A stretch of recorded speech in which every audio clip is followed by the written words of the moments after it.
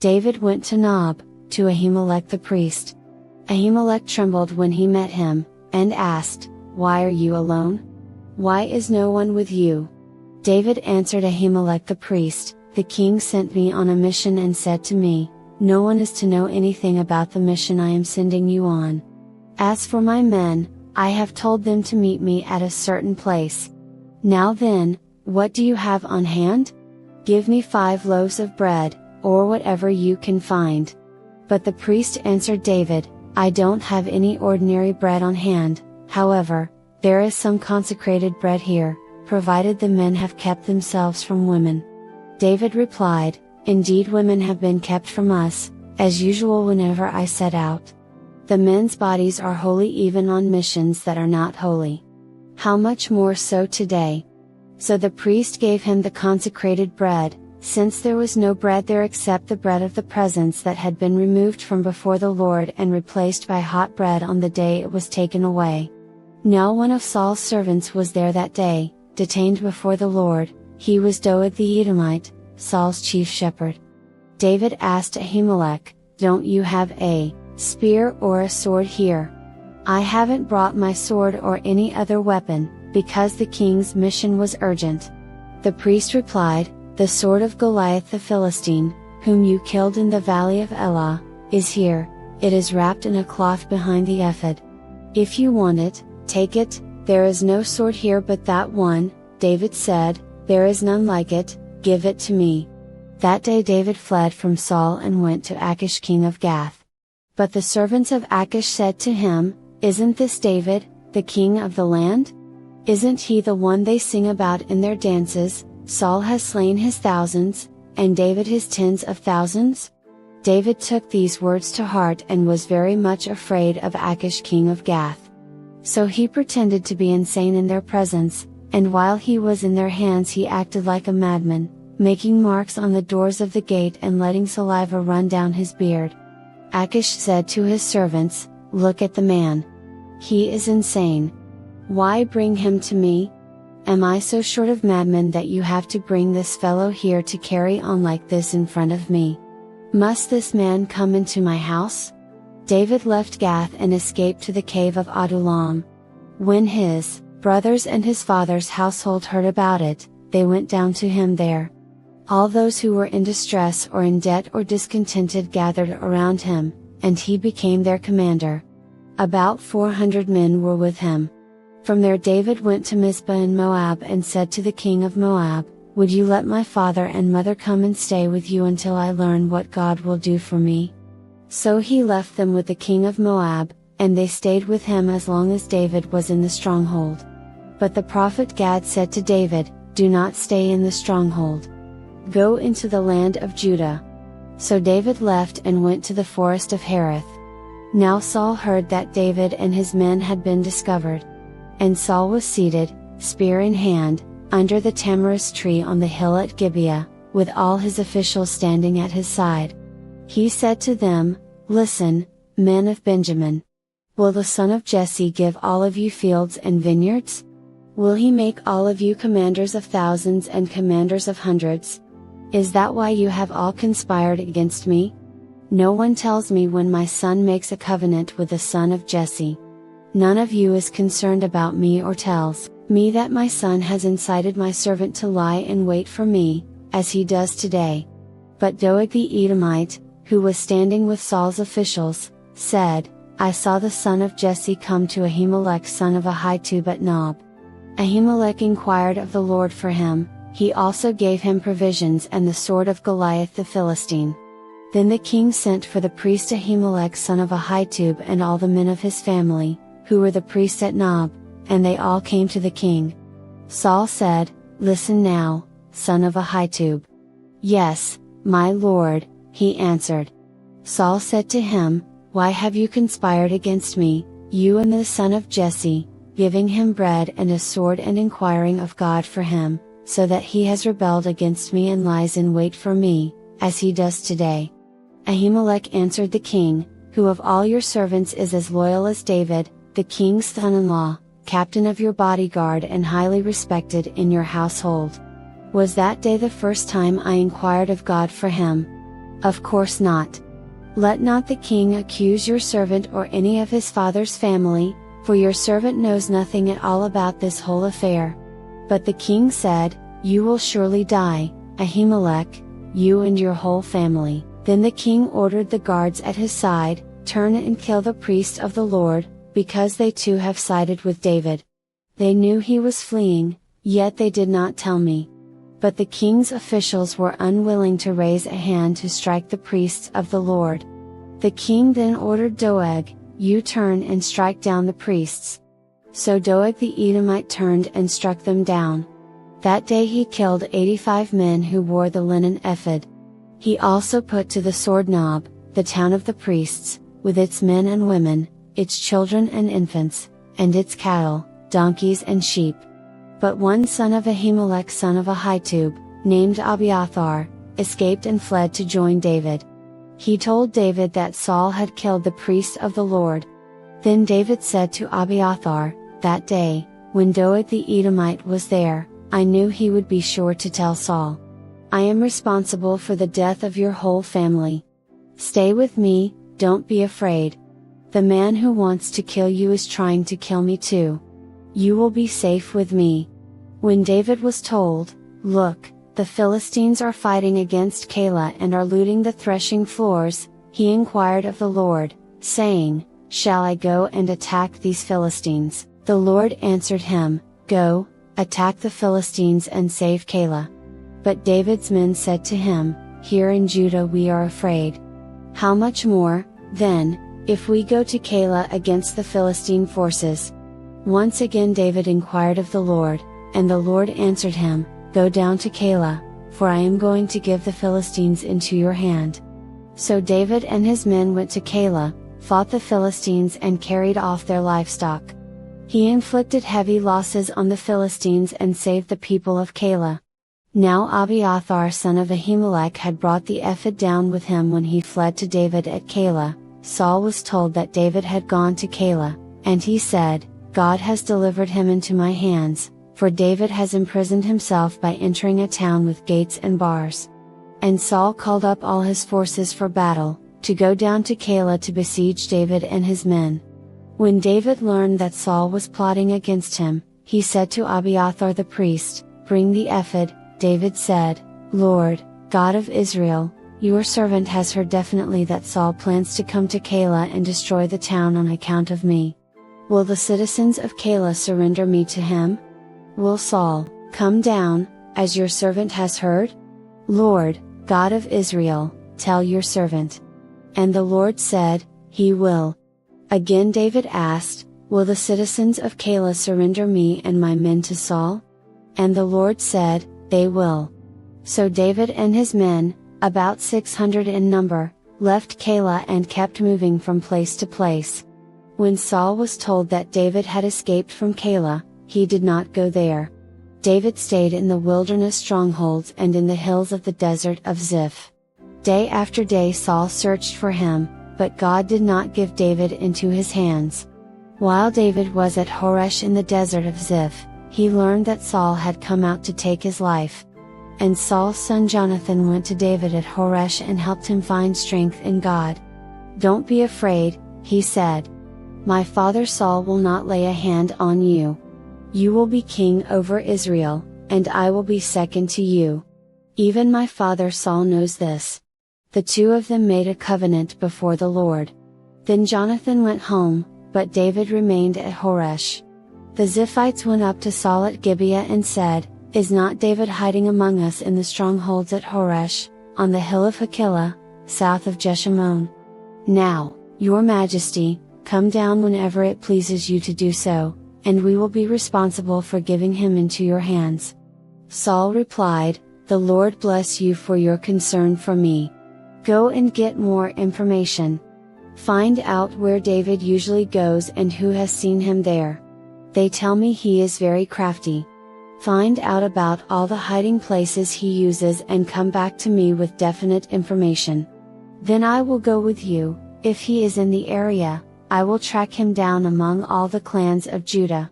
So they set out and went to Ziph ahead of Saul. Now David and his men were in the desert of Maon, in the Arabah south of Jeshimon.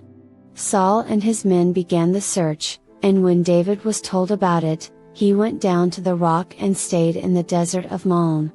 When Saul heard this, he went into the desert of Maon in pursuit of David. Saul was going along one side of the mountain, and David and his men were on the other side, hurrying to get away from Saul. As Saul and his forces were closing in on David and his men to capture them, a messenger came to Saul, saying, "Come quickly. The Philistines are raiding the land." Then Saul broke off his pursuit of David and went to meet the Philistines. That is why they call this place Selah Hammelkoth. And David went up from there and lived in the strongholds of En-gedi. After Saul returned from pursuing the Philistines, he was told, "David is in the desert of En-gedi." So Saul took 3,000 able young men from all Israel and set out to look for David and his men near the crags of the wild goats. He came to the sheep pens along the way, a cave was there, and Saul went in to relieve himself. David and his men were far back in the cave. The men said, "This is the day the Lord spoke of when he said to you, 'I will give your enemy into your hands for you to deal with as you wish.'" Then David crept up unnoticed and cut off a corner of Saul's robe. Afterward, David was conscience-stricken for having cut off a corner of his robe. He said to his men, "The Lord forbid that I should do such a thing to my master, the Lord's anointed, or lay my hand on him, for he is the anointed of the Lord." With these words David sharply rebuked his men and did not allow them to attack Saul. And Saul left the cave and went his way. Then David went out of the cave and called out to Saul, "My lord the king." When Saul looked, behind him, David bowed down and prostrated himself with his face to the ground. He said to Saul, "Why do you listen when men say, 'David is bent on harming you'? This day you have seen with your own eyes how the Lord delivered you into my hands in the cave. Some urged me to kill you, but I spared you. I said, 'I will not lay my hand on my Lord, because he is the Lord's anointed.' See, my father, look at this piece of your robe in my hand. I cut off the corner of your robe but did not kill you. See that there is nothing in my hand to indicate that I am guilty of wrongdoing or rebellion. I have not wronged you, but you are hunting me down to take my life. May the Lord judge between you and me. And may the Lord avenge the wrongs you have done to me, but my hand will not touch you. As the old saying goes, from evildoers come evil deeds, so my hand will not touch you. Against whom has the king of Israel come out? Who are you pursuing? A dead dog? A flea? May the Lord be our judge and decide between us. May he consider my cause and uphold it, may he vindicate me by delivering me from your hand." When David finished saying this, Saul asked, "Is that your voice, David my son?" And he wept aloud. "You are more righteous than I," he said. "You have treated me well, but I have treated you badly. You have just now told me about the good you did to me, the Lord delivered me into your hands, but you did not kill me. When a man finds his enemy, does he let him get away unharmed? May the Lord reward you well for the way you treated me today. I know that you will surely be king and that the kingdom of Israel will be established in your hands. Now swear to me by the Lord that you will not kill off my descendants or wipe out my name from my father's family." So David gave his oath to Saul. Then Saul returned home, but David and his men went up to the stronghold. Now Samuel died, and all Israel assembled and mourned for him, and they buried him at his home in Ramah. Then David moved down into the desert of Paran. A certain man in Maon, who had property there at Carmel, was very wealthy. He had 1,000 goats and 3,000 sheep, which he was shearing in Carmel. His name was Nabal and his wife's name was Abigail. She was an intelligent and beautiful woman, but her husband was surly and mean in his dealings. He was a Calebite. While David was in the wilderness, he heard that Nabal was shearing sheep. So he sent 10 young men and said to them, "Go up to Nabal at Carmel and greet him in my name. Say to him, 'Long life to you.' Good health to you and your household. And good health to all that is yours. Now I hear that it is sheep shearing time. When your shepherds were with us, we did not mistreat them, and the whole time they were at Carmel nothing of theirs was missing. Ask your own servants and they will tell you. Therefore be favorable toward my men, since we come at a festive time. Please give your servants and your son David whatever you can find for them." When David's men arrived, they gave Nabal this message in David's name. Then they waited. Nabal answered David's servants, "Who is this David? Who is this son of Jesse?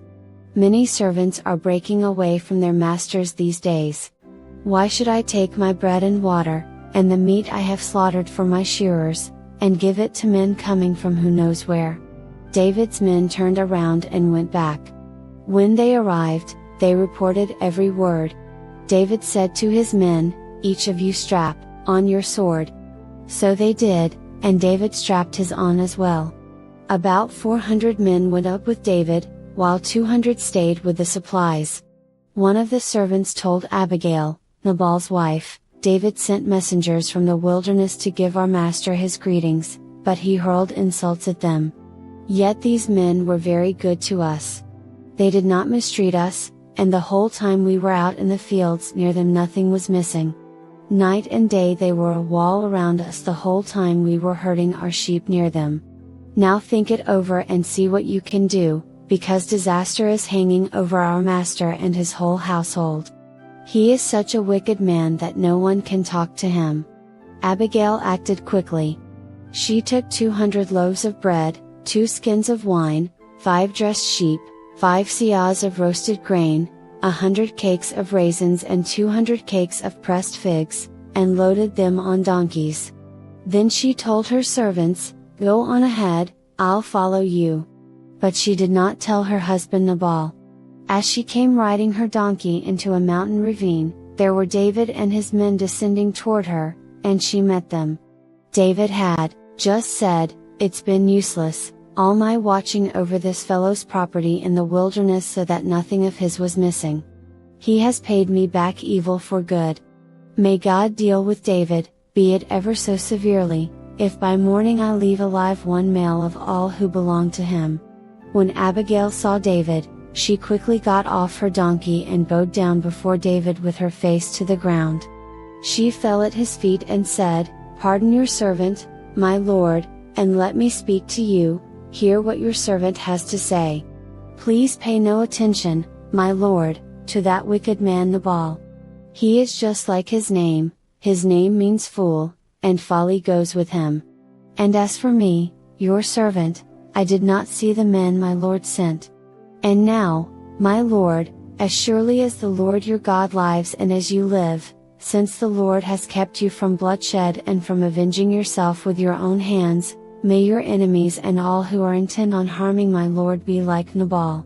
And let this gift, which your servant has brought to my lord, be given to the men who follow you. Please forgive your servant's presumption. The Lord your God will certainly make a lasting dynasty for my lord, because you fight the Lord's battles, and no wrongdoing will be found in you as long as you live. Even though someone is pursuing you to take your life, the life of my lord will be bound securely in the bundle of the living by the Lord your God, but the lives of your enemies he will hurl away as from the pocket of a sling. When the Lord has fulfilled for my lord every good thing he promised concerning him and has appointed him ruler over Israel, my lord will not have on his conscience the staggering burden of needless bloodshed or of having avenged himself. And when the Lord your God has brought my lord success, remember your servant." David said to Abigail, "Praise be to the Lord, the God of Israel, who has sent you today to meet me. May you be blessed for your good judgment and for keeping me from bloodshed this day and from avenging myself with my own hands. Otherwise, as surely as the Lord, the God of Israel, lives, who has kept me from harming you, if you had not come quickly to meet me, not one male belonging to Nabal would have been left alive by daybreak." Then David accepted from her hand what she had brought him and said, "Go home in peace. I have heard your words and granted your request." When Abigail went to Nabal, he was in the house holding a banquet like that of a king. He was in high spirits and very drunk. So she told him nothing at all until daybreak. Then in the morning, when Nabal was sober, his wife told him all these things, and his heart failed him and he became like a stone. About 10 days later, the Lord struck Nabal and he died. When David heard that Nabal was dead, he said, "Praise be to the Lord, who has upheld my cause against Nabal for treating me with contempt. He has kept his servant from doing wrong and has brought Nabal's wrongdoing down on his own head." Then David sent word to Abigail, asking her to become his wife. His servants went to Carmel and said to Abigail, "David has sent us to you to take you to become his wife." She bowed down with her face to the ground and said, "I am your servant and am ready to serve you and wash the feet of my Lord's servants." Abigail quickly got on a donkey and, attended by her 5 female servants, went with David's messengers and became his wife. David had also married Ahinoam of Jezreel, and they both were his wives. But Saul had given his daughter Michal, David's wife, to Paltiel son of Laish, who was from Galim. The Ziphites went to Saul at Gibeah and said, "Is not David hiding on the hill of Hachilah, which faces Jeshimon?" So Saul went down to the desert of Ziph, with his 3,000 select Israelite troops, to search there for David. Saul made his camp beside the road on the hill of Hachilah facing Jeshimon, but David stayed in the wilderness. When he saw that Saul had followed him there, he sent out scouts and learned that Saul had definitely arrived. Then David set out and went to the place where Saul had camped. He saw where Saul and Abner son of Ner, the commander of the army, had lain down. Saul was lying inside the camp, with the army encamped around him. David then asked Ahimelech the Hittite and Abishai son of Zeruiah, Joab's brother, "Who will go down into the camp with me to Saul?" "I'll go with you," said Abishai. So David and Abishai went to the army by night, and there was Saul, lying asleep inside the camp with his spear stuck in the ground near his head. Abner and the soldiers were lying around him. Abishai said to David, "Today God has delivered your enemy into your hands? Now let me pin him to the ground with one thrust of the spear, I won't strike him twice." But David said to Abishai, "Don't destroy him. Who can lay a hand on the Lord's anointed and be guiltless? As surely as the Lord lives," he said, "the Lord himself will strike him, or his time will come and he will die, or he will go into battle and perish. But the Lord forbid that I should lay a hand on the Lord's anointed. Now get the spear and water jug that are near his head, and let's go." So David took the spear and water jug near Saul's head, and they left. No one saw or knew about it, nor did anyone wake up. They were all sleeping, because the Lord had put them into a deep sleep. Then David crossed over to the other side and stood on top of the hill some distance away. There was a wide space between them. He called out to the army and to Abner son of Ner, "Aren't you going to answer me, Abner?" Abner replied, "Who are you who calls to the king?" David said, "You're a man, aren't you? And who is like you in Israel? Why didn't you guard your lord the king? Someone came to destroy your lord the king. What you have done is not good. As surely as the Lord lives, you and your men must die, because you did not guard your master, the Lord's anointed. Look around you. Where are the king's spear and water jug that were near his head?" Saul recognized David's voice and said, "Is that your voice, David my son?" David replied, "Yes it is, my lord the king." And he added, "Why is my lord pursuing his servant? What have I done, and what wrong am I guilty of? Now let my lord the king listen to his servant's words. If the Lord has incited you against me, then may he accept an offering. If, however, people have done it, may they be cursed before the Lord. They have driven me today from my share in the Lord's inheritance and have said, 'Go, serve other gods.' Now do not let my blood fall to the ground far from the presence of the Lord. The king of Israel has come out to look for a flea, as one hunts a partridge in the mountains." Then Saul said, "I have sinned. Come back, David my son. Because you considered my life precious today, I will not try to harm you again. Surely I have acted like a fool and have been terribly wrong. Here is the king's spear," David answered. "Let one of your young men come over and get it. The Lord rewards everyone for their righteousness and faithfulness. The Lord delivered you into my hands today, but I would not lay a hand on the Lord's anointed. As surely as I valued your life today, so may the Lord value my life and deliver me from all trouble." Then Saul said to David, "May you be blessed, David my son, you will do great things and surely triumph." So David went on his way, and Saul returned home. But David thought to himself, "One of these days I will be destroyed by the hand of Saul. The best thing I can do is to escape to the land of the Philistines. Then Saul will give up searching for me anywhere in Israel, and I will slip out of his hand." So David and the 600 men with him left and went over to Achish son of Maoch king of Gath. David and his men settled in Gath with Achish. Each man had his family with him, and David had his 2 wives, Ahinoam of Jezreel and Abigail of Carmel, the widow of Nabal. When Saul was told that David had fled to Gath, he no longer searched for him. Then David said to Achish, "If I have found favor in your eyes, let a place be assigned to me in one of the country towns, that I may live there. Why should your servant live in the royal city with you?" So, on that day Achish gave him Ziklag, and it has belonged to the kings of Judah ever since. David lived in Philistine territory a year and 4 months. Now David and his men went up and raided the Geshurites, the Gersites and the Amalekites. From ancient times these peoples had lived in the land extending to Shur and Egypt. Whenever David attacked an area, he did not leave a man or woman alive, but took sheep and cattle, donkeys and camels, and clothes. Then he returned to Achish. When Achish asked, "Where did you go raiding today?" David would say, "Against the Negev of Judah or against the Negev of Jerahmeel or against the Negev of the Kenites." He did not leave a man or woman alive to be brought to Gath, for he thought, they might inform on us and say, "This is what David did."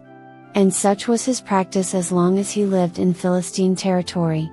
Achish trusted David and said to himself, "He has become so obnoxious to his people, the Israelites, that he will be my servant for life."